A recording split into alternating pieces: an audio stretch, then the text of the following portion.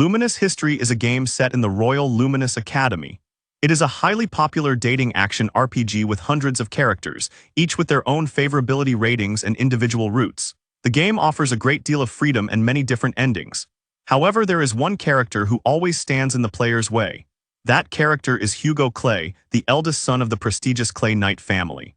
Hugo attempts to take the main heroine by force, and is ultimately defeated by the protagonist. Now that same Hugo lies asleep in the forest near the academy, wondering how he ended up here. To understand this, the story needs to return to the beginning. It begins with the protagonist, Cure Hugo, enjoying his favorite TV show when his mother reminds him that he is supposed to go out. Remembering the plans he made for the day, he quickly leaves the house. Hugo is an ordinary high school student in most ways, but if he has to choose one thing that sets him apart, it is his passion for heroes and everything related to them. This becomes clear as he grows excited at the sight of a newly released poster for his favorite movie. Without warning, he hears people screaming and telling others to run as an attacker armed with a knife targets random pedestrians. Amid the chaos, a boy trips and falls, becoming an easy target. Before the attacker can strike, Hugo rushes in, stopping and incapacitating him, saving the child. However, during the struggle, Hugo is stabbed and collapses to the ground. As he loses consciousness and sees the frightened boy crying, he believes himself a failure as the hero he always wished to become. He hopes that in his next life, he will be a true hero capable of protecting everyone. After slipping into unconsciousness, he suddenly opens his eyes and finds himself facing a young man pointing a sword at him. The white-haired boy declares his victory in their duel and announces that, as promised, he will now be taking someone named Claire. Hugo, overwhelmed by confusion, struggles to understand the situation. A girl named Claire appears and addresses the white-haired boy as Zenon, asking what is going on. Zenon explains that he has defeated Hugo Clay, who has been troubling her, and that their engagement is now annulled. With confidence, he proclaims that he will protect her from now on. Moved by his words, Claire thanks him sincerely, while the bewildered Hugo wonders what is happening and why he has to witness such a scene in the last moments of his life. His vision fades again, and he believes this collapse to be his true end. Yet he regains consciousness once more, this time finding himself in a bed. Looking around, he notices that the place resembles an infirmary and wonders why he is still alive. Approaching a nearby window to get a better sense of his surroundings, he catches sight of his reflection, one that looks entirely unfamiliar. Shocked, he instinctively demands to know what is happening. At first, he questions who the reflection belongs to, and when he realizes it is himself, he is stunned to discover that he is unusually handsome.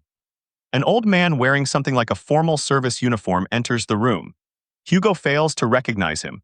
The man immediately begins scolding him, calling him a disgrace to the family and declaring that he is now disowned, leaving Hugo even more confused. The old man continues, expressing his disappointment that Hugo was defeated by some nobody despite wielding a treasured sword named Gallandil. As Hugo stares in utter bewilderment, the man goes on, saying that he has tolerated Hugo's actions only because of his skills, but someone who repeatedly tarnishes the Clay family name is no longer needed. Hugo finally interrupts and insists that he has no idea what the man is talking about, asking who he even is. This only frustrates the old man further. Unable to continue, the man turns to leave, but not before announcing that Hugo will be expelled from the dormitory and must return the Gallandil sword. As Hugo tries to stop him, the man tells him to be grateful for the tuition the family covered and warns him never to use the Clay name again. With that, he leaves. From the man's tone, Hugo assumes he is meant to be a father, yet this person is nothing like the father in his memories. On top of that, the man clearly looks like a foreigner, deepening Hugo's confusion about the life he has suddenly awakened into. Just then, a boy enters the room and addresses him as brother. The boy expresses his relief that Hugo has regained consciousness and asks if he is okay, especially since their father left in such a rage. Hugo is a bit shocked to see the boy because he looks almost identical to the one he saved before he died. Setting that aside, he asks the boy who he is, which shocks the boy. The boy then asks if Hugo has lost his memory because of the duel he just had, and Hugo replies that it might be the case. He apologizes and again asks the boy who he is and who Hugo himself is. The boy informs him that his name is Hugo Clay, the eldest son of one of the most prestigious knight families, the Clay family, and the heir to the family heirloom Gallandil. The boy then introduces himself as Hugo's younger half-brother, Fee Clay, who is physically weaker and unable to become a knight. Fee explains that before Hugo lost consciousness, he had a duel with a classmate which he lost. On top of that, his fiancée, Claire, was taken because of the bet he made. With all this happening, their father considers him a disgrace to the family. Before Fee can explain further, Hugo gets up, stating that he understands this is one of those otherworld reincarnation situations, and that it is his first time experiencing anything like this. A few moments later at night, Hugo finds himself in a very odd situation. He is lying on the ground in a forest near the academy, wondering how things turned out like this. The academy he attends is Luminous Academy, where young people who aim to become magic knights enroll. It is a prestigious school from elementary to high school with luxurious dorm facilities. Despite being a student there, he is camping outside and wonders if this is some kind of karma, even though he saved someone before dying. From what he learned from Fee, it seems he has reincarnated into another world as a person with the same name, though this Hugo is quite different from him. This becomes evident when he is kicked out of the dorm, with people celebrating and claiming that karma has caught up to him, some even wishing for his death. This makes him wonder what the previous Hugo did to become so despised. He suspects the previous Hugo must have been someone who did whatever he pleased, while abusing the power of his family name and the sacred sword. But setting that aside for now, he is truly frustrated, as the night is very cold and he is extremely hungry, wishing for someone to save him. Just then, Fee arrives and expresses relief at finally finding him. He informs Hugo that he bought some food for him, which surprises Hugo as he thanks him. Later, while eating on a bench, he cannot stop praising how delicious the food is, and seeing this, Fee realizes Hugo was truly starving. Fee apologizes, saying he should have come sooner so Hugo wouldn't have had to endure the hunger. Hugo asks what he is talking about, since bringing the food is already more than enough, and he thanks Fee again, which surprises him. Fee then asks to confirm whether Hugo's memory still has not returned. He finds their father to be very cruel for disowning and kicking Hugo out in such a state. Hearing this, Hugo quickly tries to console him, saying that perhaps their father has his own circumstances. Fee then shares his plan to talk to their father to get Hugo's punishment lifted. Although Hugo appreciates Fee's kindness, recalling how angry that old man was, he does not think it is possible. Even if their father could be convinced, the hatred from those around him would remain. So he decides it is better to start fresh in a completely new situation. Although he still does not know why he was reincarnated into this world, he has no choice but to accept it. Fee takes a bracelet-like device from his bag and offers it to Hugo. Hugo asks what it is, and Fee tells him to try putting it on, so he does. Fee then tells him to pour his magic into the bracelet, which catches him off guard, and he tries to act normal since he never knew magic existed in this world. As Fee watches with excitement, Hugo laughs nervously, wondering if magic manipulation is common here. In this moment, he realizes that bluffing with memory loss has its limits, and even if he revealed his reincarnation, Fee would likely think the injury made him delusional. Hugo does not want to worry him further. Setting that aside, he focuses on the bracelet despite having no idea how to use magic. As he continues concentrating, the bracelet begins to shine, and suddenly he is wearing a suit similar to the one he liked in his previous life. Seeing the suit fills him with excitement, and he moves around, posing enthusiastically. He asks Fee what it is and how it happened, and although his question is urgent, Fee is simply relieved that the blaster's adjustment worked well. Hearing the name, Hugo asks if blaster is what this armor suit is called. Fee explains that the blaster is a full-body enchanted armor-type magic tool that expands when magic is infused into the bracelet. By channeling magic into the crystals placed throughout the armor, the wearer can deliver high-powered punches and kicks. Hearing this, Hugo excitedly asks if that means he can perform special moves. Fee confirms it, but adds that it is an old-type magical tool with only that function. So it is not a replacement for the sacred equipment Hugo used to handle so easily. Ignoring that detail, Hugo becomes emotional and thanks him for giving him something so amazing. Surprised, Fee asks if he is truly satisfied with an outdated magic tool when he once wielded a sacred sword as if it were a toy. Hugo replies by asking what he means, because to him this is the transformation item he always dreamed of. He tries the deactivation command to remove the armor, then the transformation command to summon it again. Overjoyed, he thanks Fee once more and lifts him up, embarrassing Fee, who tells him to put him down. Hugo continues thanking him, saying Fee keeps helping him again and again. Fee is surprised to receive such gratitude over something like this. Hugo then says being treated kindly is enough to make him happy, and having a little brother like Fee makes him feel like the happiest big brother in the world. Fee is caught off guard, deeply moved by his words. Since it is now late at night, Fee tells Hugo goodbye and says they will see each other tomorrow. Now that Hugo has the blaster, he believes he might truly become a hero who can make everyone smile. Filled with excitement, he cannot hold himself back and begins training immediately.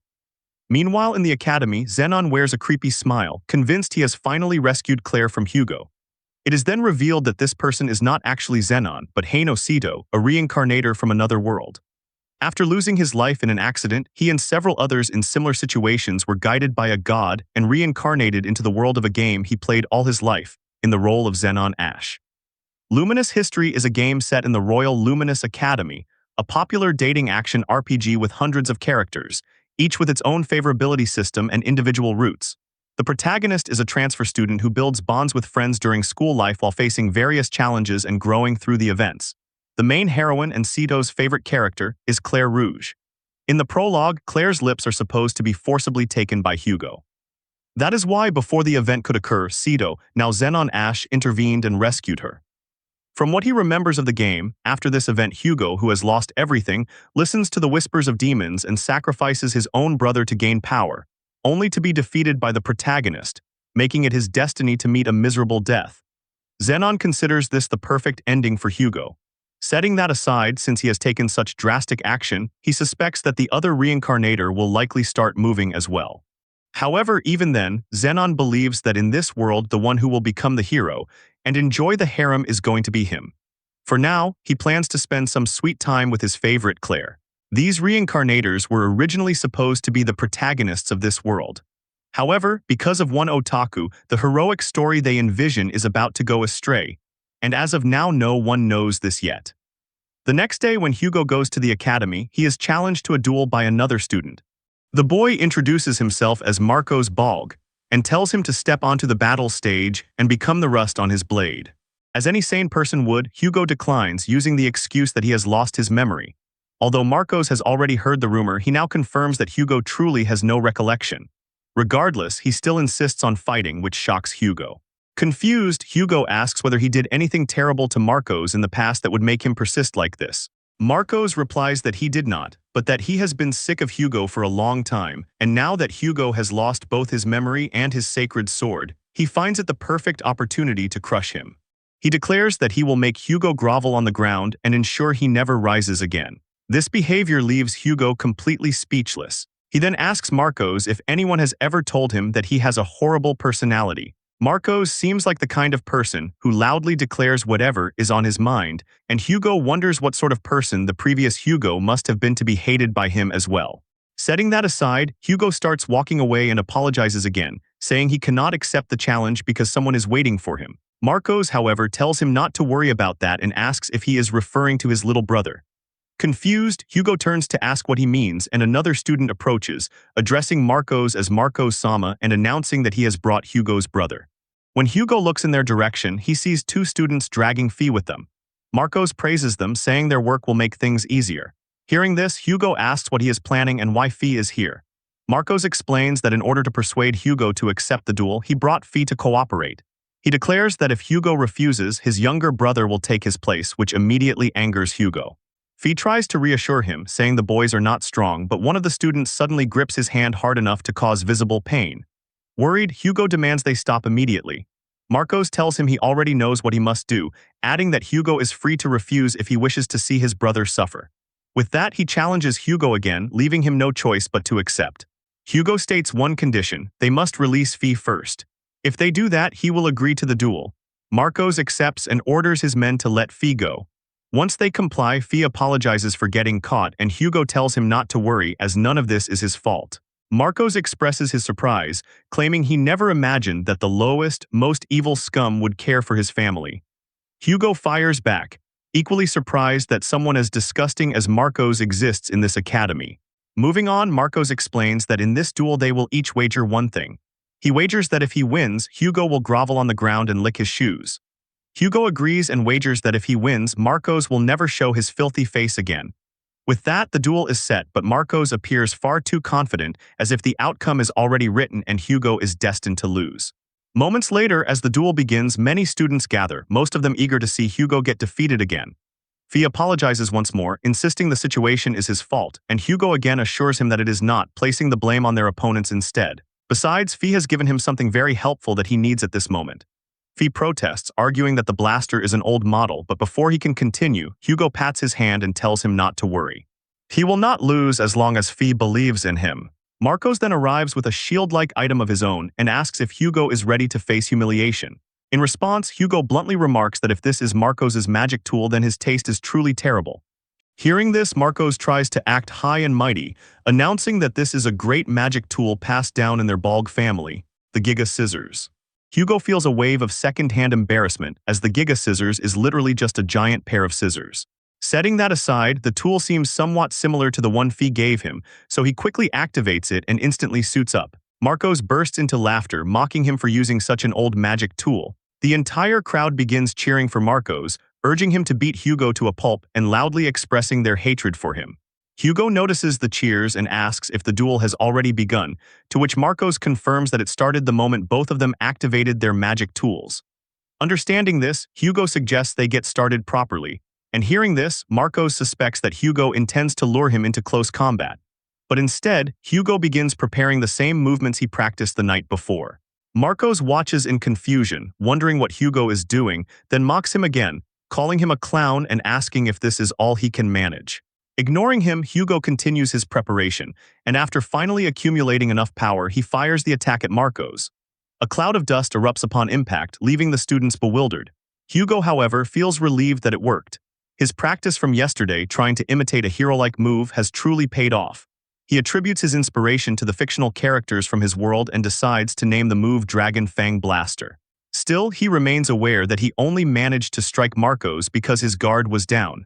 In a normal fight, an opponent's counterattack could prevent him from releasing that magic bullet, so he plans to refine and improve the move later. Setting that aside for now, he prepares for the opponent's counter. However, after taking the hit, Marcos appears completely immobilized, staring in disbelief at his defeat. This confuses not only Hugo but also Fee and the other student, and Hugo asks Fee if he truly managed to beat that guy. Fee, still shocked, confirms it, which leads Hugo to believe that a special move should feel exciting only at the end of a fight. Fee tries to explain that this is not the point right now, and suggests they leave the area immediately. Later, Hugo apologizes to Fee, feeling guilty for putting him in danger and for making them miss lunch. Fee replies with admiration in his eyes, telling him not to worry. What matters more to him is how amazed he is that Hugo can use Blaster so well, firing magic bullets right from the start. Hugo then asks whether this armor is really an old model, since it allowed him to defeat Marcos in a single attack. Fee explains that Blaster is a mass-produced model from decades ago, and more importantly, full armor-type magic tools are not very strong. This shocks Hugo, who finds them cool and believes their defense seems high. Although he is correct about the defensive aspect, Fee explains that full body armor cannot exponentially improve his abilities. More importantly, any magic knight with proper combat training can enhance physical abilities with magic and can protect themselves with a barrier, making heavy armor unnecessary. Hugo begins to understand. He then asks, since magic tools continue to advance, what would happen if someone created a new full body armor using light and robust metal. Fee explains that a single suit of armor requires enormous time and effort to craft, and given the cost, it is unsuitable for mass production. Beyond that, it comes down to convenience. Blaster can channel magic through all limbs, but it offers no additional functionality, and if a magic knight attacks using a separate magic tool, there is no point in wearing heavy armor at all. Devastated by this explanation, Hugo thanks Fee, feeling he has just glimpsed a sad reality. He realizes that although transforming heroes are cool, in a world where people are strong on their own, efficiency is valued far more than style. Seeing his brother so distraught, Fee quickly tries to cheer him up, explaining that full-body armor tools are not entirely extinct. Some remain passed down through prestigious families. Hearing this, Hugo recalls that Marcos mentioned his scissors were also an heirloom. More importantly, he remembers how everyone has been treating him poorly except for one person. He asks Fee why he is so kind to him, because even without memories, he can tell he is the most hated student in the academy. Fee is stunned by the question. With a warm smile, he explains that Hugo is his benefactor. Although Hugo no longer remembers, he was the only one in their household who ever showed Fee kindness. Fee grew up as an illegitimate child, born with a weak body and no talent to become a magic knight. Because of that, their parents treated him coldly, and even he believed he was worthless until Hugo saved him. At his lowest point, Hugo told him that even if he had no talent as a magic knight, he had talent as a researcher. Hugo also promised that when he became head of the family, he would make Fee his right-hand man. The fact that someone acknowledged him made Fee genuinely happy. Because of that promise, he worked with everything he had and managed to enter Luminous Academy. If not for Hugo, Fee would still be trapped in that lonely house with no place where he belonged. Everything he has now exists because of Hugo. Learning all this, Hugo is very surprised, and Fee adds that Hugo is truly impressive for doing exactly what he promised and winning. Because of this, Fee plans to believe in Hugo wholeheartedly, convinced that he will keep winning no matter what others say. Since that is the case, Hugo decides he cannot afford to feel discouraged either, so he chooses to move forward and become the kind of older brother Fee can be proud of. Fee responds with certainty that Hugo can achieve this, since in Fee's eyes Hugo is a hero. The words catch Hugo off guard, and he silently thanks Fee. Determined, he decides that this time he will definitely protect the smile directed at him and live up to Fee's expectations. Setting that aside, he suddenly remembers that there is still some time left before lunch break and suggests they check the cafeteria. Meanwhile, Zenon grows frustrated, wondering what any of this means and how it happened. He is confused because he has played through this game countless times, yet he has never heard of a duel event between Hugo and Marcos. In the same year as the protagonist is the character Marcos Balg, who can be recruited early on. However, he is the kind of character who becomes sidelined as the story progresses. In the original story, although he is hostile toward Hugo, he never acts on it out of fear of Hugo's magic sword Gallandil. Because of this, he sets his sights on the protagonist instead, whom he considers weaker than Hugo, beginning the Marcos event in which he challenges the protagonist to a duel. After losing the duel, Marcos joins the protagonist's party and grows in the right direction while competing with him.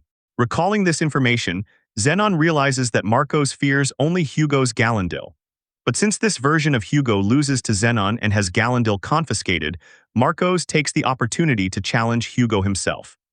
Realizing this, Zenon wonders if the event changed because of his interference, and considering the impact it could have on the original story, he understands it is no trivial matter. He is fortunate that no reincarnator is targeting Marcos, because if this event involved a popular character, he truly would have been in trouble. Now that he thinks about it, there is a popular heroine whose popularity rivals Claire. He feels a bit bad for Claire, but in a reincarnation into another world, he intends to build a harem, so he plans to aim for that girl next.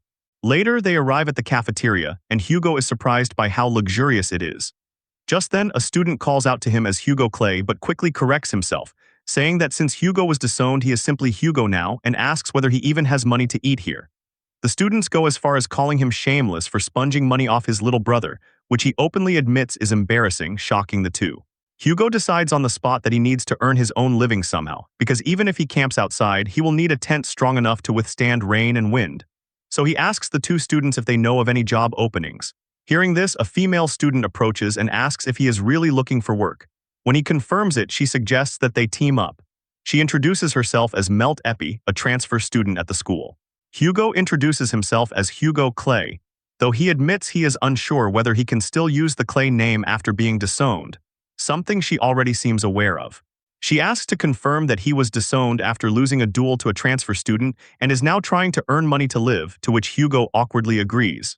Melt finds the situation convenient, saying that there is a good quest that requires 2 people. Hugo then asks about the quest and explains that he has lost his memory, so he has forgotten many things. Surprised by this, she explains that a quest is a cooperative job commissioned by a local resident in order to instill the students with a sense of awareness as future magic knights who will protect the people. The academy posts these kinds of jobs for students, and after completing a quest, they receive payment. Some students even earn their living expenses this way. Hearing this, Hugo realizes that Melt approached him because she needs money.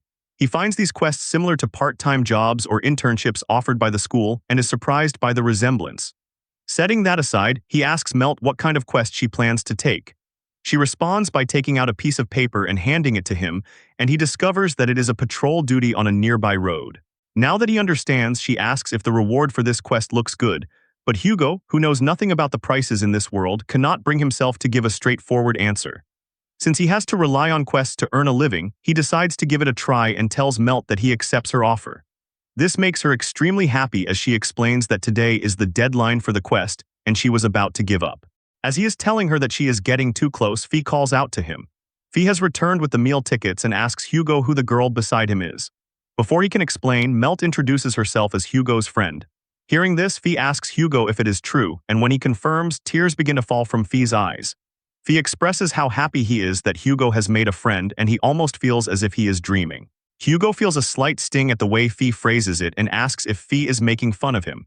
Noticing their interaction, Melt comments that his little brother is really fond of him and that Hugo seems completely different from what she has heard.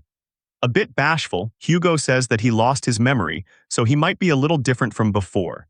Melt argues that even so, if he had truly been a bad person, his little brother would not like him this much. So she believes he is not as bad as he thinks. She adds that she is glad he is her first friend in the academy. Hugo finds Melt to be a very kind girl and believes that if she were in the TV show he used to like, she would definitely be a main character. Setting that aside, with this first friend since his reincarnation, he feels that he has finally taken his first step in this world. The next day, Melt and Hugo arrive at their quest destination, and Hugo feels as if he has stepped into an actual anime. He is amazed to see a steam train running along the tracks. Melt explains that it is a magic train and reveals that she had never seen one herself until she came here. Hearing this, Hugo asks if trains are rare, and she explains that because this area is close to the capital, trains pass through here, while she comes from the countryside and has only ridden carriages. She is sure they will have the chance to ride one someday, and she tells Hugo to look forward to it. Since he has lost his memory, it will feel as exciting as his first time, and he agrees, saying that losing his memory is not so bad after all. Setting that aside, Hugo comments that being stationed for highway security seems to involve a lot of free time, and Melt agrees, saying that if there is another guard at the end of the tunnel, they are probably not busy either. Hugo finds this reassuring because if the guards have plenty of time, it means the area is peaceful, and Melt agrees again. She adds that even if it is peaceful, they get paid the same, so she would rather things stay quiet. Then suddenly, they hear a loud noise that shocks them, and Hugo wonders what that sound is. At that moment, Melt receives a message on her bracelet, leaving her confused since there is still time before their quest is scheduled to end. After speaking with someone from the station, Melt explains that the train from earlier still hasn't arrived at the station. Hugo suspects there must be some kind of trouble in the tunnel and wonders aloud if the train could have run out of fuel. Melt responds that she doesn't know and suggests they enter the tunnel to check it out, a plan he agrees to. Moments later, they step inside and find the interior so dark that Hugo can't see anything, not even the faint outline of the exit. Melt believes the darkness is caused by a slight curve in the tunnel that blocks the light. While discussing it, she missteps and nearly falls, but manages to regain her balance, unintentionally giving Hugo a glimpse of something. She straightens up quickly, flustered, and asks if he saw anything. Although he notices a flash of purple, he denies seeing anything, claiming the tunnel is too dark. Still doubtful, she asks if he is telling the truth, and he reassures her while pointing out that she stumbled because she was moving too recklessly in the darkness. He then asks if they have any kind of light source. Hearing this, she tells him to wait and raises her hand. A glowing knife-like object materializes before her, and she instructs Hugo to hold only the handle and not the blade. Confused, he watches as she explains that this is her magic tool, Sword Ring. She demonstrates how she can shape her magical energy into light, a versatility that impresses him. But then he notices something else.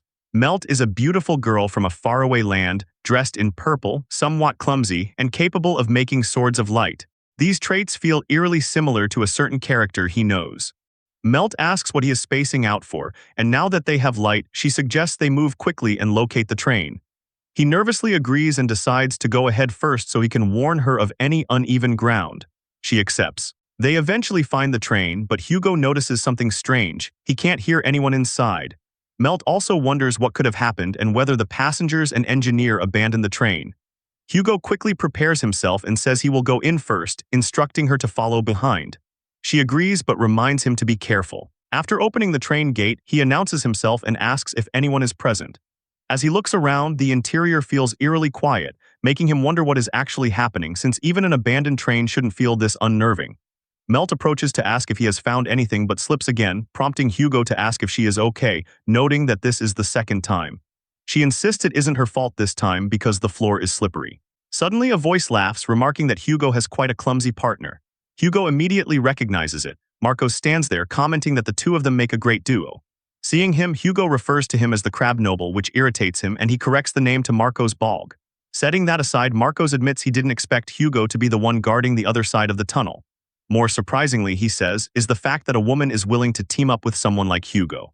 After watching her stumble, however, he dismisses her as nothing more than an absent-minded country bumpkin.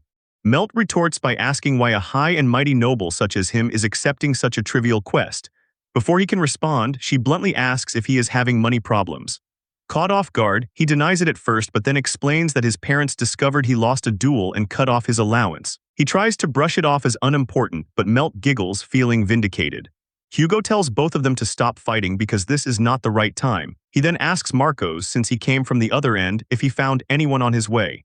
Marcos replies that he did not see anyone, and from the way they are asking, he figures out it is the same for them as well.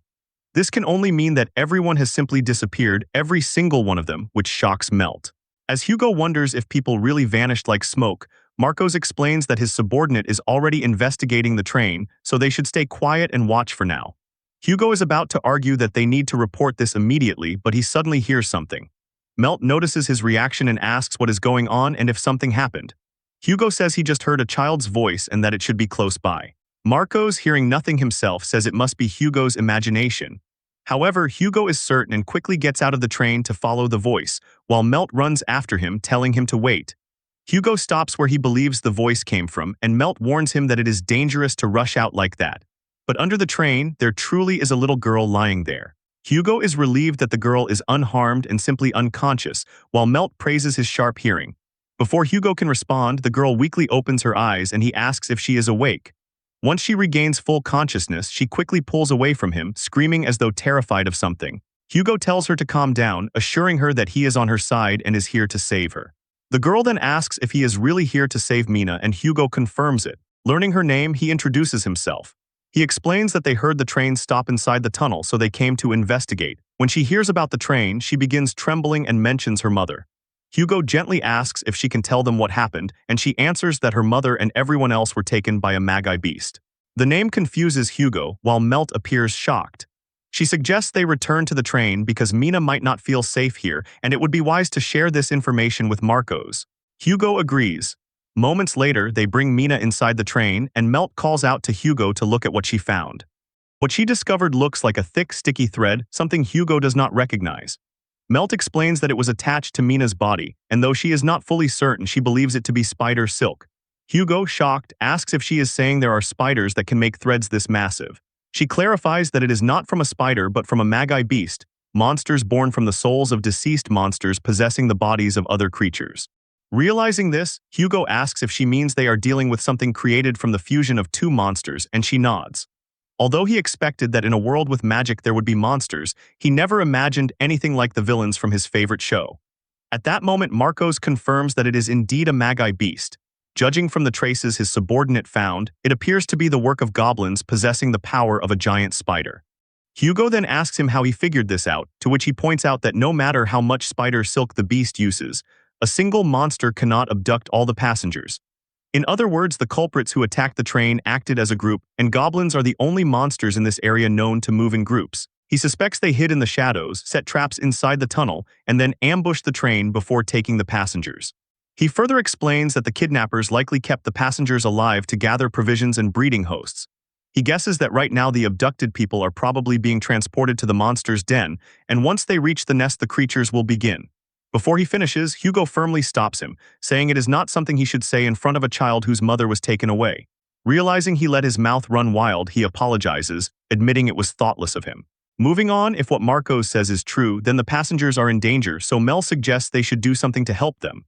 However, Marcos states that there is nothing they can do, as his subordinates only found these threads throughout the entire train, making it impossible to track the monsters down.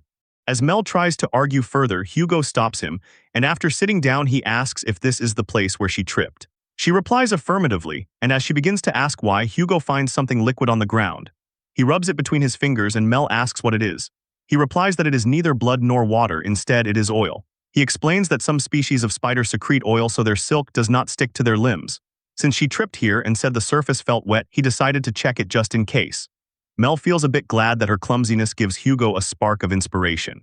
Moving on, Hugo suggests following the oil trail, while one of them goes out of the tunnel with Mina to contact the station. Even though he finds it irritating to follow Hugo's plan, Marcos decides to go along with it since Hugo was the one who discovered the trail. He orders his subordinate to take the little girl outside the tunnel and report to the station. And because she is a lady, he tells him to treat her with utmost courtesy. Hugo then assures Mina that he will definitely bring her mother back and asks her to wait outside for a little while. With that assurance, she agrees and before leaving asks them to be careful. With this, Hugo is determined to rescue the kidnapped people without a single casualty. Following the oil trail, they eventually arrive at the Magi beast's den. The kidnapped passengers are indeed there, but there are no Magi beasts in sight, only ordinary goblins who seem to be on lookout duty. However, a giant Magi beast goblin emerges from the cave with its minions. Seeing this creature, Hugo finds it deeply unsettling as it is not a man-spider but a goblin-spider hybrid. Mel then asks him if he sees any Arachlo, a term he does not understand.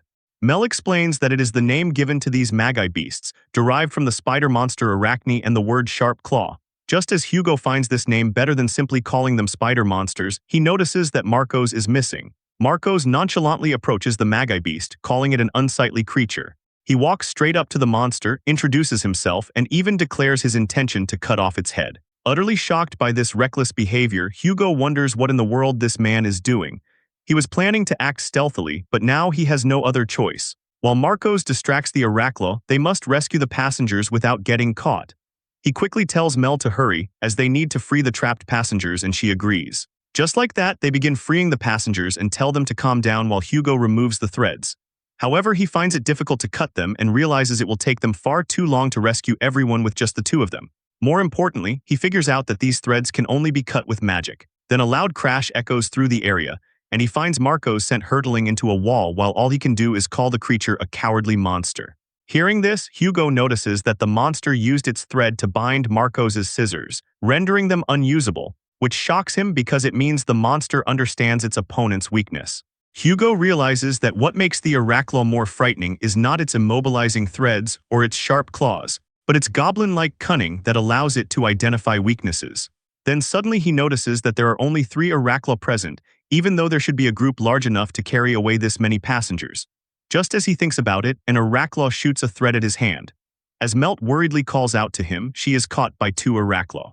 She struggles to break free and orders them to stop as the creature wraps its arm around her. Terrified, she begins tearing up, insisting she will not let creatures like these perverted Magi beasts do whatever they want. Not wasting another second, Hugo quickly frees himself, equips the blaster suit, and pulls Melt away from the goblin. He fully charges his magic power and leaps toward the duo of Arachlo, obliterating one with a single strike. As the other rushes in, he uses a move named Blaster Dynamic Slash to blow it away, claiming it is strong enough to make them cry, shocking Melt and everyone around them, though they are even more surprised that he says the technique's name afterward. Setting that aside, Hugo asks Melt if he can leave the rest of the passengers to her. She accepts and asks what he plans to do, and he informs her that he is going to team up with Marcos to defeat the remaining Magi beast.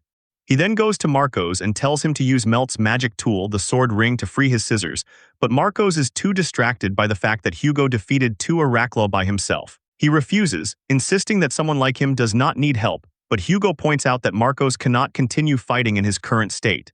He suggests that Marcos calm down and work with him, but Marcos refuses again. While he is distracted, the monster takes the opportunity to kick him in the stomach, sending him crashing into a wall once more. As Hugo calls out Marcos' name in worry, Melt tells him to jump. He does, and she summons many more sword rings and hurls them at the Arachlo. As the attack deals significant damage, Hugo thanks her and prepares to deliver the finishing blow. He unleashes his explosion attack again, instantly eliminating the 2 smaller Arachlo. Only the large one remains, and upon witnessing what happened, it tries to run, but it cannot escape while Hugo watches. He borrows Melt's ring sword, and after infusing it with enough lightning magic, leaps toward the creature. Stabbing it with the sword, he releases all the lightning at once, causing the Arachlo's body to explode. Later, they bring all the passengers back to the station, where Mina reunites with her mother, which makes Melt relieved and happy. She believes it is all thanks to Hugo that no one is hurt, but he notes that it was not just him and that their teamwork made it possible, and he thanks her for that. Flustered, she argues that it was his idea to begin with and asks if they really made a good team. Hugo agrees, saying he is glad that they are partners. Just then, Mina approaches them with her mother and expresses her gratitude for saving her. Hugo tells her that they should be the ones thanking her, because her warning about the Magi beast allowed them to act. Overjoyed, she asks if that makes her a hero like him, and Hugo affirms it, telling her she has done well. As they leave, Melt suggests that they keep taking quests together, as she trusts him and believes they can accomplish anything. Hugo agrees and says he also feels reassured having Melt as his partner. Once again, they both look forward to working together. While the two chat, Marcos watches from afar with his fist clenched. He is still stunned by the power Hugo displayed. His subordinates then arrive and urge him to treat his injuries immediately. He refuses and orders them to make his training even harder starting tomorrow, and they accept without question. He has made up his mind to grow stronger and show Hugo his true power next time. As Marcos leaves, someone observing him from a nearby rooftop is surprised to see that the darkness in Marcos's heart has vanished. The mysterious figure did not expect this and decides to search for another target. Meanwhile, back at the academy, Zenon, a reincarnator, learns that Melt's scenario route option has disappeared and that he can no longer recruit her as an ally. He is utterly shocked and cannot understand how or why this has happened. Melt was supposed to be a character who would definitely join the main character, so her route vanishing leaves him confused. He recalls his duel with Hugo and wonders if this is his fault, believing he might have taken Claire from Hugo earlier than intended. More importantly, he worries about how the other reincarnators will react to Melt's route disappearing. Devastated, he refuses to accept responsibility and convinces himself it is simply a bug in the game. He remains in disbelief that Melt's route is gone and deludes himself into thinking she was meant to be his.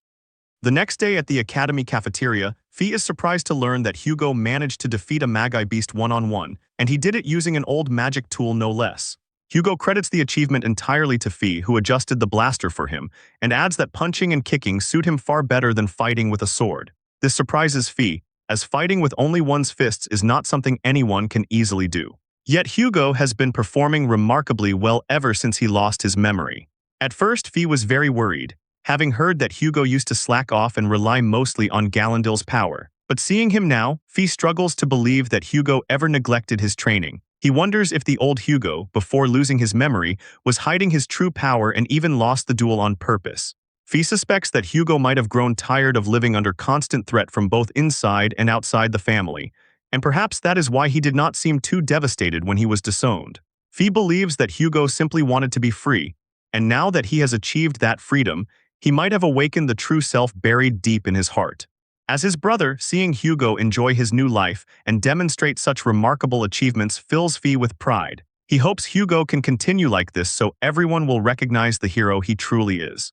Just then they are approached by Melt, who appears troubled and clearly wants to talk about something. Noticing her expression, Hugo asks if something is wrong as she does not look well. She nervously giggles and, sounding exhausted, says that the matter is not unrelated to him, which confuses Hugo. A moment later, a student bursts into the cafeteria looking for Melt. Upon seeing Hugo, he considers the timing perfect, further confusing Hugo. The student calls out to him and demands that Hugo release Melt immediately. Completely baffled, Hugo asks what he means, not wanting to be dragged into a fight out of nowhere. The student responds with insults and accuses him of deceiving unsuspecting transfer students like Melt to make them his own. Taken aback, Hugo quickly tries to explain that this is a misunderstanding, but the student refuses to listen. He introduces himself as Rush Windhelm and declares that he will not forgive Hugo's heinous acts. Melt immediately intervenes, calling out to Rush and insisting that she is not being deceived, as she is the one who invited Hugo. Rush refuses to listen to her as well, claiming that Hugo is a dangerous man a girl like her should not be involved with. Hugo agrees that he has done terrible things in the past and regrets them, but he swears he is not trying to deceive Melt, something Rush has difficulty believing. Rush claims there is no need to hear anything from someone like Hugo and turns to the surrounding students for validation. Almost all of them side with Rush, agreeing that Hugo is indeed that kind of person. With their approval, Rush warns Hugo never to go near Melt again. Having had enough, Hugo admits that he may be trash, but demands to know who Rush thinks he is to interfere in Melt's relationships. Melt supports Hugo, stating that she decides who her friends are and that someone she has only just met has no right to dictate anything to her. This enrages Rush. Approaching Hugo, he says that Melt may think he is meddling, but believes she will one day understand his intentions. He then grabs Hugo by the collar and throws him onto the benches, shocking Fee. Fee asks Rush what he is doing, reminding him that it is dangerous to attack someone out of nowhere. Rush calls Hugo trash again and asks Fee if he is his brother. Fee defends him, insisting that Hugo is not trash and that Rush is the real trash for ganging up on and bullying a single person. Annoyed, Rush grows even angrier, especially when Fee adds that Hugo is an amazing person who defeated a Magi beast, proving he is not trash like them. In a burst of anger, Rush throws a punch at Fee. Before the blow can land, Hugo instantly steps in and catches the punch, protecting his brother.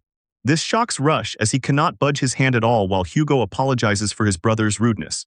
However, he adds that Rush and the others may say whatever they want about him. It is fine. But if they ever dare to lay a hand on Fee, that becomes a different story, and he will never forgive anyone who makes his brother cry. After saying this, he releases Rush's hand, leaving Rush growling like an angry dog. Utterly humiliated, Rush resorts to challenging Hugo to a duel, which Hugo accepts immediately, but only on the condition that if he wins, Rush will never lay a hand on his brother or friends again. The demand further infuriates Rush. But ignoring it, Hugo walks with Melt and Fee toward the duel arena. Moments later, the arena fills with students eager to watch the duel, most of them loudly cheering for Rush to beat Hugo to a pulp. Rush smiles at the crowd, thanking them and promising to do exactly as they want. Seeing this, Hugo feels a moment of surprise at how deeply he is disliked, as his side of the arena remains completely empty. Melt apologizes to Hugo and Fee for dragging them into this, but Hugo reassures her not to worry, saying it is their own fault for not listening to her earlier. Patting her shoulder, he reminds her that even if Rush has more supporters, he has 2 people cheering for him right now. Melt is touched by his words, and Fee agrees as well, insisting that Hugo will never lose. Taken aback, Hugo pats Fee's head, thinking of him as the best little brother. As it is time for the duel, he steps into the arena while Fee and Melt cheer him on.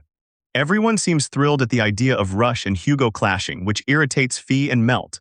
Hugo then informs Rush that he is ready whenever he is, asking whether Rush is prepared as well. Rush responds confidently, claiming he will defeat Hugo for everyone's sake. With both sides committing to a fair fight, the referee begins the duel and both activate their magic tools. Rush makes the first move. Shifting into position, he slashes at Hugo from a distance, launching cutting attacks that Hugo narrowly evades. Hugo is surprised by the nature of these slashes, which behave like blades of wind, much like a kame-tachi. He suspects Rush's magic tool converts mana into flying blades, which means the attacks follow the direction of the sword, therefore dodging them is not particularly difficult. He does exactly that, slipping past each attack with ease, shocking Rush. Hugo strategizes that closing the distance and entering Rush's sword range will make the fight much easier to win. Following the plan, he rushes forward, only to be struck from behind. Losing his footing, he falls, bewildered by the unexpected attack angle. Then another figure stands beside Rush, asking whether Hugo truly thought he could get close that easily. Hugo is stunned to see that the figure is none other than a clone of Rush. Rush reminds him that he never said he would use only one magic tool. He is using 2, Windrum and the Avatar Ring. With this, Rush declares that someone using an outdated magic tool like Hugo is no match for him. Shocked, Hugo wonders if this clone creation resembles the ability from one of his favorite shows. Rush declares again that he will crush Hugo completely, and every ring on his hand begins to glow. Using all of his avatar rings, he summons several more clones, all of whom launch attacks simultaneously. Hugo manages to dodge them, but Rush laughs hysterically, demanding to know how it feels to be overwhelmed and forced to witness the difference in their strength. Hugo finds the situation overwhelming, remarking that he is not some villain from a Sentai show, though he now understands how those villains must have felt. At that moment, he fails to block several incoming attacks and is struck multiple times, prompting the students to cheer wildly. Only Melt and Fee refrain, calling out to Hugo in worry, though he appears to be holding on despite his injuries. Rush then smugly asks whether Hugo is out of breath and wonders if he should give him a moment to rest. After a brief pause, Hugo nonchalantly says he will accept Rush's offer, as it is exactly what he wants, which shocks Melt and Fee. Since Rush truly gives him a moment to breathe, Hugo tries to come up with different strategies. He realizes that even if he manages to strike one target, he will likely be attacked by the clones and overwhelmed. Frustrated, he wishes he had a long-range move like Melt's purple sword. Then, from the thought of the color purple, he remembers something and believes that with that person's fighting style, he might actually have a chance. He stands up and takes a pose, prompting Rush to stare in confusion, wondering what is going on with that stance. Hugo is performing the technique of a Sentai warrior who fights with beast-style martial arts and upholds an iron will. With this, Hugo declares that things are about to get exciting. Rush wonders again about the strange stance and whether it is just a bluff. He comments that Hugo looks like a cat on guard, which surprises Hugo because he is aiming for a wolf-like impression. Setting that aside, Hugo suggests they continue, and Rush replies that he will crush all of Hugo's antics and end the fight immediately. He launches another barrage of slashes, which Hugo easily dodges using his new movements. But one of Rush's clones suddenly attacks from behind. Hugo dodges again and leaps toward the clone. Rush watches closely, confused about what Hugo is planning, as Hugo simply increases his speed and charges at one of the duplicates. Deciding this is the time to finish things, Rush plans to crush Hugo with all the clones at once. Before he can act, Hugo drives his knee into the clone's face, moving so quickly that Rush is momentarily stunned. Hugo acknowledges that he cannot reach Rush effectively with his hands and feet, so he will be relying on his knees from now on. His plan is to enhance his speed with magic power so he can deliver sharp strikes and retreat before getting surrounded. Shocked, Rush demands to know what kind of martial arts style this is, as he has never seen anyone fight like that. Hugo explains that it is his own style, Oryu.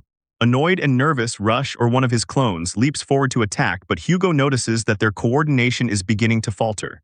He dodges the strike, hits the clone in the chest, and then follows with an elbow to the head, eliminating it. Hugo calls out to the remaining clones, declaring that they are not finished yet. Rush and his duplicates are stunned, wondering what this guy even is and asking how he can move like that in such heavy armor.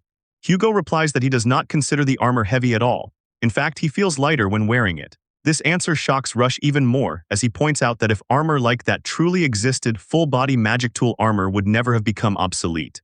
Hugo keeps fighting, eliminating the clones one by one. The greatest ability he possesses is the power of imagination. The fantasies from his favorite shows have turned him into one of the strongest individuals in this world. The body of the talented Hugo Clay and the kind soul of Cure Hugo combine into a man whose powerful imagination translates directly into combat, allowing him to fight with perfect faithfulness to the hero he admires.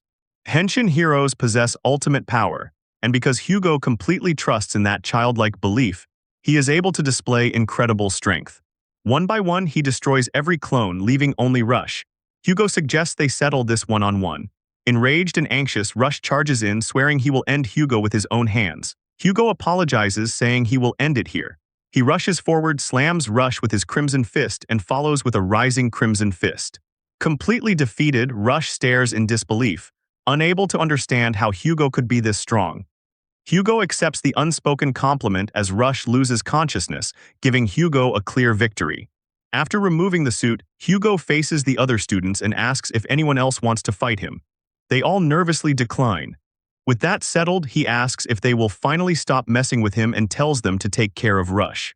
Noticing how the student cheering for Rush changes his tone the moment Rush loses, Hugo finds the reaction strangely amusing, but before he can finish the thought, Melt and Fee call out to him. They express their happiness over his victory and Fee compliments his strength. Moving on with excitement, Melt asks him what those moves were, completely enchanted by his performance. As Hugo starts crediting his win to their cheering, someone calls out his name in anger. The person is none other than Zenon, who accuses Hugo of being a coward and claims he cheated. Zenon refuses to believe Hugo is strong enough to defeat Rush. Hugo responds by asking Zenon to identify himself before yelling at him. Annoyed, Zenon gives his name and demands to know whether Hugo has truly forgotten him. Hugo apologizes, admitting that even with the name he cannot remember because he lost his memory. Zenon replies that the memory loss was his doing, so Hugo should at least remember that. Hearing this exchange, Melt calls out to Zenon and asks what he means by saying Hugo cheated in the duel. Surprised that she approaches him with genuine curiosity, Zenon first apologizes for showing this side of himself. He then argues that the outcome of the battle is strange, especially since he once defeated Hugo. He claims Hugo's sudden growth is unnatural, and a few nearby students timidly agree. Encouraged, Zenon pushes further, insisting that someone without a proper magic tool could not possibly win, so Hugo must have cheated. Hugo answers the accusation calmly, stating that he did not cheat and won simply by fighting normally. However, Zenon refuses to accept this and tells him not to lie, insisting it is impossible for Hugo to be this strong. Melt intervenes, saying she understands why Zenon is suspicious, but she argues that Hugo was just as strong when they fought the Magi beast. Zenon claims she is being deceived and insists that the battle was staged to fool her. He points out that even if Hugo is a scoundrel, he is still the eldest son of a prominent family, giving him enough influence to arrange such a scheme. As Melt tries to protest that Hugo would never do such a thing, Zenon cuts her off and declares that Hugo is rotten and would do anything to achieve his goals. Hearing this explanation, the surrounding students become even more convinced that Hugo cheated, reasoning that someone like him would never save others. Zenon tells Melt she should not associate with people like Hugo and promises to protect her if she stays by his side. In the game Luminous History, the main character possesses a privilege called Charismatic Smile, which makes anyone trust him. Believing himself to be the protagonist, Zenon assumes Melt will naturally become his ally. Instead, she bluntly calls him extremely creepy and asks if he even understands what he is saying, shocking him. Melt finds his claim that Hugo arranged the entire Magi Beast incident ridiculous. Seeing her reaction, Zenon becomes uneasy, convinced something is wrong because events are not unfolding the way they should. Melt continues, saying Zenon is disrespecting every person who risked their life during that incident, especially since he was not even present and has no right to judge any of them. Zenon becomes further confused, wondering what happened to the protagonist's natural correction. Melt then states that she once thought Zenon was an amazing person everyone called a hero, but just like Hugo, she finds him the complete opposite of the rumors. He is the worst. Hearing this devastates Zenon. He refuses to accept that someone who views himself as the protagonist could be rejected. Convinced it is all Hugo's fault, he decides that since he managed to take Claire from Hugo with a duel, he will reclaim his position the same way. He challenges Hugo to another duel, declaring that if he wins, Hugo must let Melt go. Ignoring Zenon, Melt tells Hugo to look at her. As he turns toward her expecting a question, Melt rises on her toes and kisses him, completely shocking him. Even more stunned is Zenon, who cannot believe what he is witnessing and desperately hopes it is a dream. Melt releases Hugo and tells Zenon to never say he will duel again. She has just shown everyone that she stays with Hugo by her own will, and Zenon is only causing trouble. Hearing this, the surrounding students fall into stunned silence before breaking into whispers. Ignoring them and slightly embarrassed, Melt takes Hugo's hand and begins dragging him away, calling for Fee to follow. Fee, who has watched the entire scene unfold, becomes flustered and nervously agrees, leaving the arena with them. Behind them remains a devastated Zenon, who still refuses to accept the situation and wonders how it could have happened. Once outside the arena, Hugo and Melt are equally flustered by what just occurred. Melt apologizes for acting so suddenly, and Hugo nervously insists he should be the one to apologize. Melt asks him why, but he stumbles through his explanation, too embarrassed to speak clearly. Melt then directly asks whether he disliked being kissed by someone like her, which he immediately denies. He explains that he simply feels ashamed for making Melt do something so bold just to calm a situation he caused, and she smiles upon hearing it. She admits she didn't dislike it either and cheerfully ends the conversation there. Hugo feels grateful for Melt's boundless cheerfulness at moments like this, yet he remains surprised that she kissed him at all. With the tension easing, Fee excitedly praises Hugo for defeating so many opponents and insists Hugo would not lose even if he fought alone. Hugo disagrees. Although he had been outnumbered, he never truly fought alone. Fee and Melt had been with him, and Fee was the one who handed him the blaster to begin with. Even during the battle with the Magi beast, they protected everyone because Melt fought beside them. In truth, he has never fought alone, he always fights together with someone. He then teaches Fee Hero Code Part 5, to be someone who can bond with others and fight alongside friends. Hugo tells Fee to remember it because it will be on the test, gently patting him, but Fee points out that Hugo still hasn't taught Part 1. Hugo answers that they will cover the rest later once Fee begins to understand what it truly means to be a hero. Fee insists he teach them now, calling him mean. Melt watches their interaction from the side before joining in. She says she is interested in the hero codes too and asks Hugo to teach her, teasing that she will even give him another kiss. Hugo becomes flustered and insists that a girl shouldn't give out kisses so casually. Melt takes hold of his arm and playfully asks if that rule is also part of the hero code, while Fee grabs his other hand. Embarrassed, Hugo snaps at both of them to stop getting carried away. Meanwhile, Zenon sits in his room, angrily throwing furniture to vent his frustration. He cannot understand what is happening. He is certain that the protagonist's charisma should have worked on Claire and the others, so he cannot comprehend why it failed. Although he considers the mob characters irrelevant, he views the potential party members, especially the heroines, as essential to obtain. At that moment, Rush knocks and enters after excusing himself. Zenon immediately changes his tone, pretending to be concerned as he asks Rush about his injuries since he had been beaten so badly. Rush replies that he is fine, but he feels humiliated for losing in front of everyone. Zenon reassures him not to worry, claiming he lost only because Hugo cheated and that everyone knows it. Shocked but trusting Zenon completely, Rush accepts the explanation that Hugo set him up.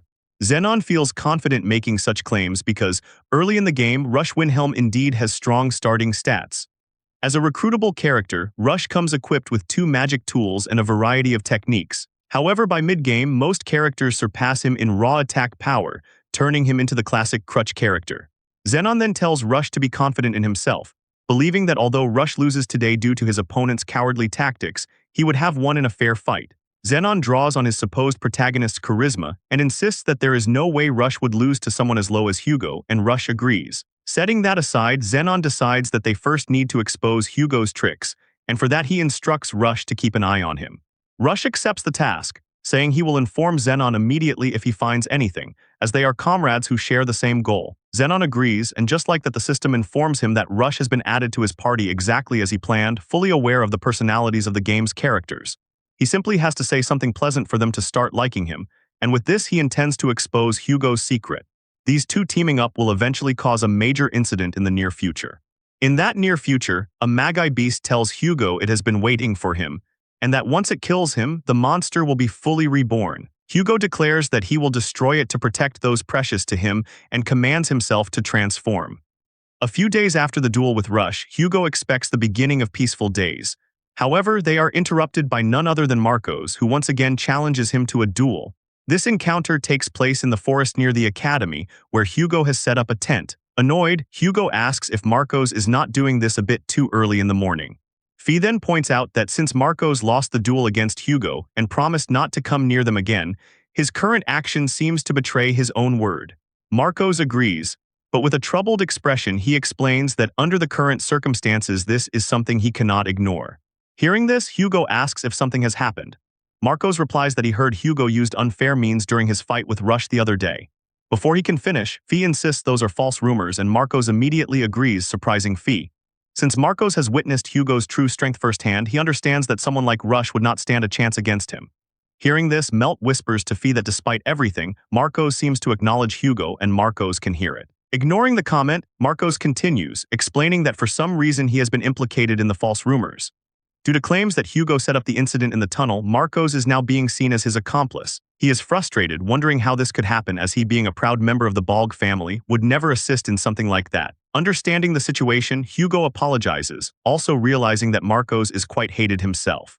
Since this now concerns the honor of the Balg house, Marcos challenges Hugo to a duel so he can clear his family's name.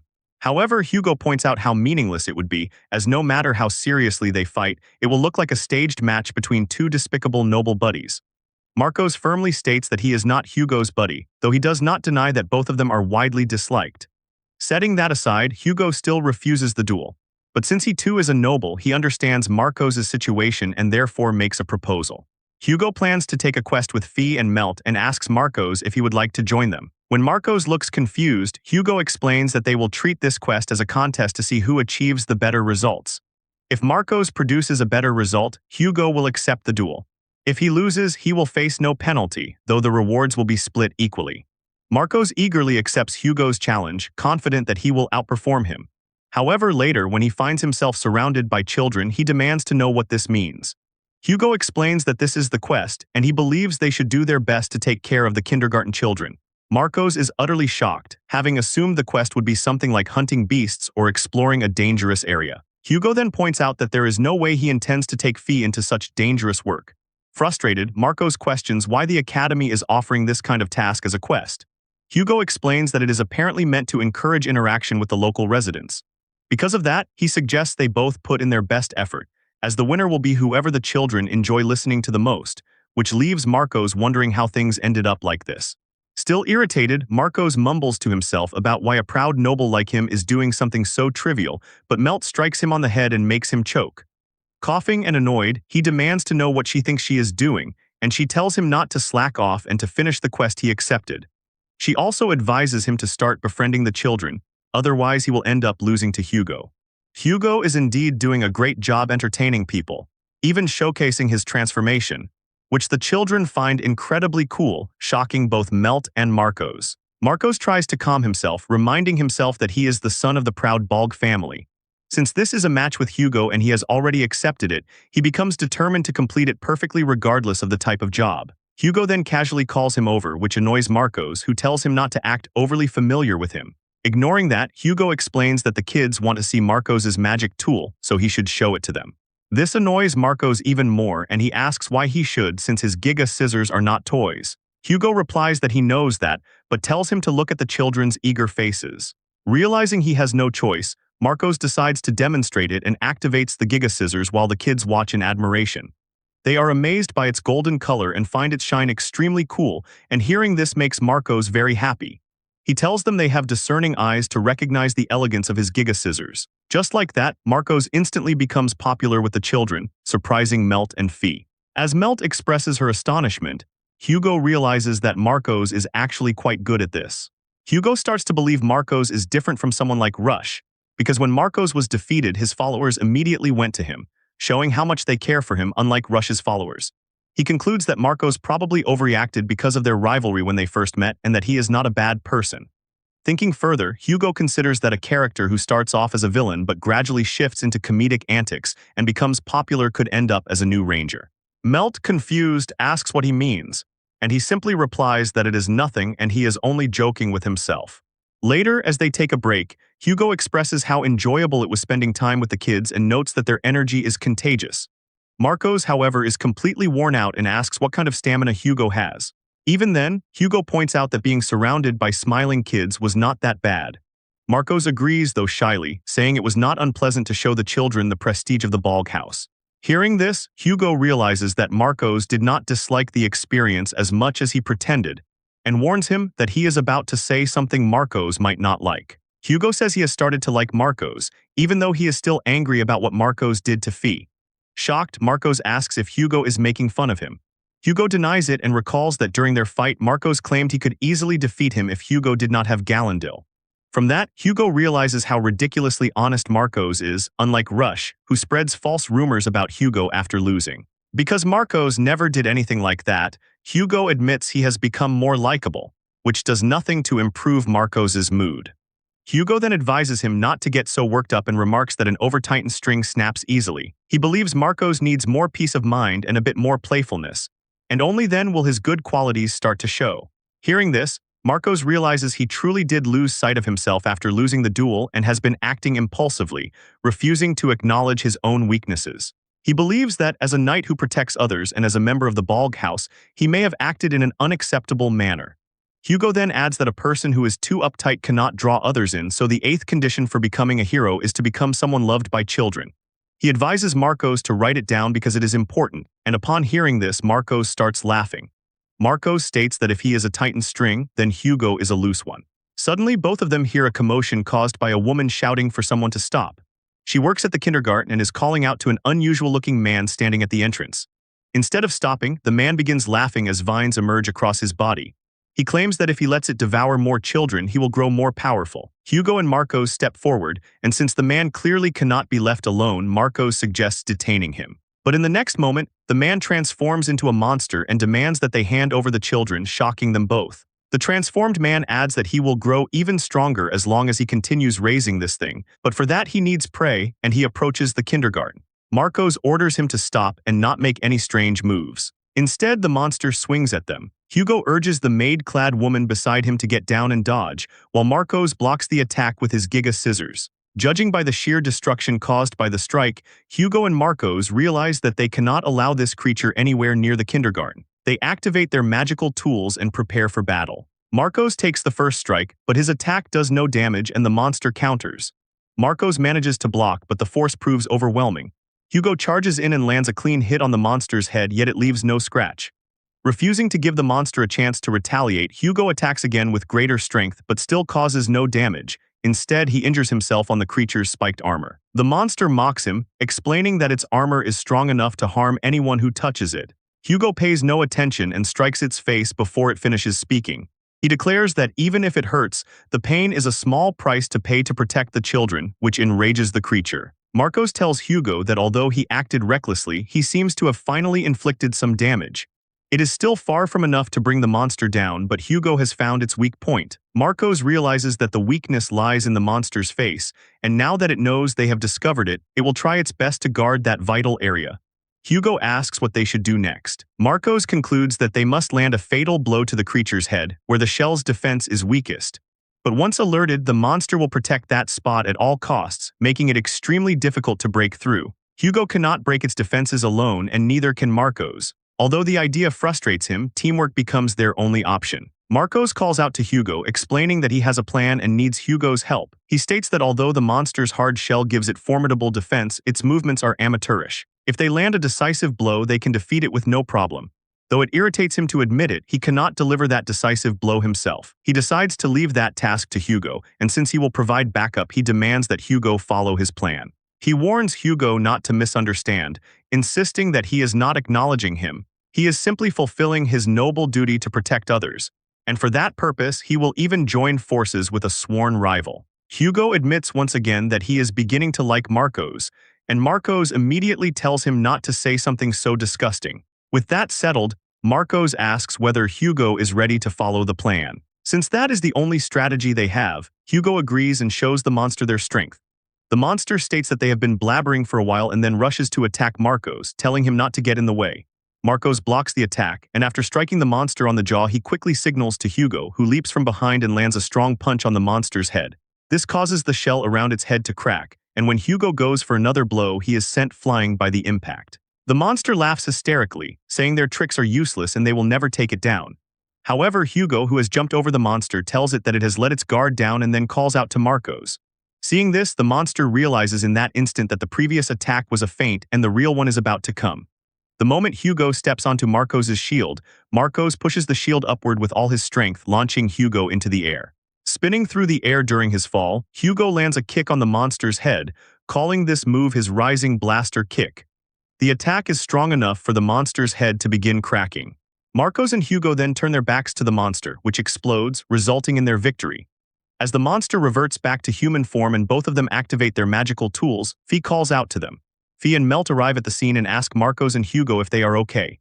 Hugo replies that he is fine and asks about them, but Fee notices his bloody hand and worriedly asks how this happened. Marcos realizes that Hugo must have received that injury when he punched the monster. Melt tells Hugo to show his hand so she can use basic healing, though he argues that the wound is not serious. Melt still insists, while Fee blames the injury on Blaster's performance and plans to do something about it. Seeing them so worried, Marcos realizes what trustworthy allies are like and feels envious, saying he is no match for Hugo. But then two children from the academy approach him and thank him, saying he was really cool out there, which surprises him. Hugo reaches out his hand, saying they did it and the victory belongs to both of them. Now that Marcos thinks about it, they did have a sort of contest, and agreeing with Hugo, he shakes his hand. He then turns to Melt and Fee and apologizes for his rude behavior and for hurting them. He bows and hereby asks for their forgiveness, actually offering a sincere apology. This shocks them, and before they can say anything, he turns around, saying that is all he wanted to say. Seeing this interaction, Hugo smirks, saying he knew Marcos was a good guy. Marcos becomes a bit shy and tells him to shut up. As the two of them bicker, Melt realizes that Marcos has truly changed and wonders if this is because of Hugo's influence. Although people say many things about Hugo, Melt believes he has a positive influence on those around him. Fee agrees, saying he has always admired his brother but lately is starting to like him even more. Melt wishes that people could now get to know Hugo better and see all the good things about him, and Fee agrees. Moving on, all that is left is to arrest the guy, and Marcos suggests confiscating his magic tool first. However, to their surprise, in the brief moment they share, the man vanishes. Meanwhile, near the jungle where the fight took place, someone is running away. That person is Rush, who is shocked after witnessing a person turning into a Magi beast and acquiring the power of a monster. But more importantly, not only did Hugo stand his ground against that monster, he won, and Rush is having a hard time accepting it. He refuses to believe what he saw and refuses to accept that he could have lost. He is certain that Hugo cheated and insists he would have won if the fight had been fair, which even Zenon confirmed. As he murmurs this in the middle of the jungle, the hooded figure who was shown to be monitoring Marcos suddenly appears behind Rush, telling him he is good. Rush instantly turns around and finds the person sitting on a tree, wondering who this could be. Just then he also notices the man who transformed into a monster earlier and is now begging for another chance, insisting he will do better this time. The hooded figure steps down from the tree and tells Rush he is good and exactly the kind of person he has been searching for. He considers it unfortunate that Marcos is no longer useful, yet he believes himself lucky to meet someone with far greater potential. Marcos asks what the man is talking about and demands to know who he is. In response, the hooded figure takes out something that immediately catches Rush's attention. He hands it to Rush, who wonders what this crab claw-like thing is, but the hooded figure ignores the question and instead explains that the monster man is scum who tried to kill children. Not only that, but he also ruined the hooded figure's prototype, testing his patience. After saying this, he lifts Rush's hand toward the terrified monster man, who pleads for them to wait. Ignoring him, the hooded figure instructs Rush to snap the magic tool, and when Rush does, the man vanishes. Shocked, Rush looks around and questions what happened to that man. The hooded man ignores the question and tells Rush he can keep the tool, and that as long as he feeds it the same way he just did, he will continue to grow stronger. Hearing this, Rush realizes the monster man was devoured by the claw, but the hooded figure reassures him, insisting it is a fitting end for someone like that. He adds that he gave this tool to Rush to display its power, and since he has already handed one out before, he sees no problem giving two or even more to different people. As Rush is about to argue that it is too dangerous, the hooded figure reminds him that the person he wants to defeat is cheating as well. He suggests Rush do the same, because playing fair will not get him anywhere, though in the end it is up to Rush how he chooses to use it. If he cannot decide, the hooded figure recommends consulting the hero he trusts. Before Rush can ask anything else, the man vanishes, leaving the magic tool behind. Staring intensely at his hand, Rush realizes that if he had enough power, he could finally defeat Hugo. Later, Rush visits Zenon's room and asks if he has a moment, as there is something he wants to discuss. Zenon agrees, reasoning that although events like this are troublesome, there is no harm in raising favorability.